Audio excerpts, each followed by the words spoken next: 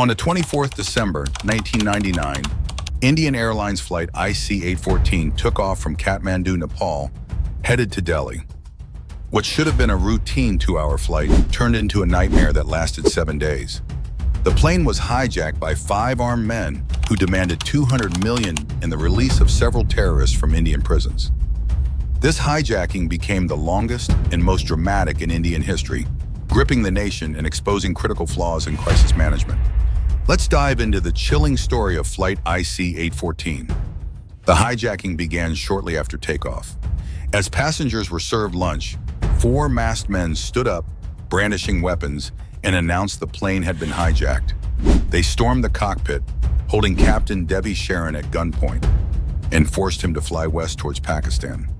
The hijackers wanted to land in Lahore, but Pakistani authorities denied permission, fearing the plane's presence would escalate tensions. Meanwhile, Indian authorities were informed of the hijacking at 4:40 p.m., but Prime Minister Atal Bihari Vajpayee and his team only learned about it an hour later. By 6:04 p.m., Captain Sharan warned Indian Air Traffic Control that the plane was running low on fuel.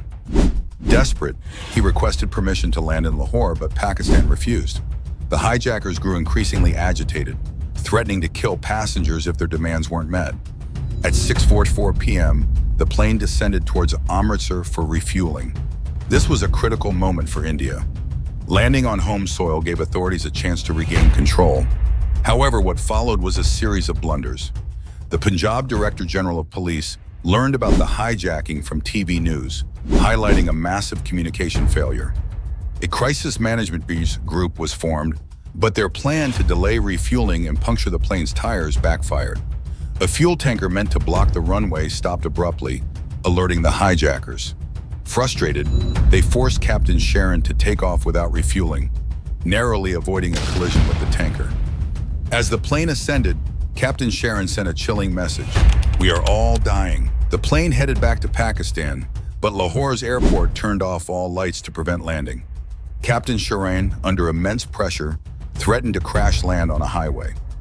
Finally, Pakistan allowed the plane to land at 8:07 p.m.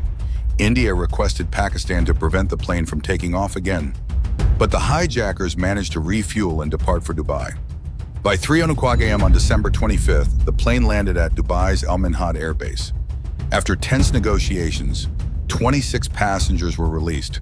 The hijackers then flew to Kandahar, Afghanistan, where the Taliban-controlled government offered to mediate. India, which did not recognize the Taliban, sent negotiators to Kandahar. For 6 days, the passengers endured horrific conditions, overflowing toilets, starvation, and constant fear. The hijackers, who used code names like Chief, Burger, and Doctor, alternated between threats and bizarre acts of kindness, singing and joking to calm passengers.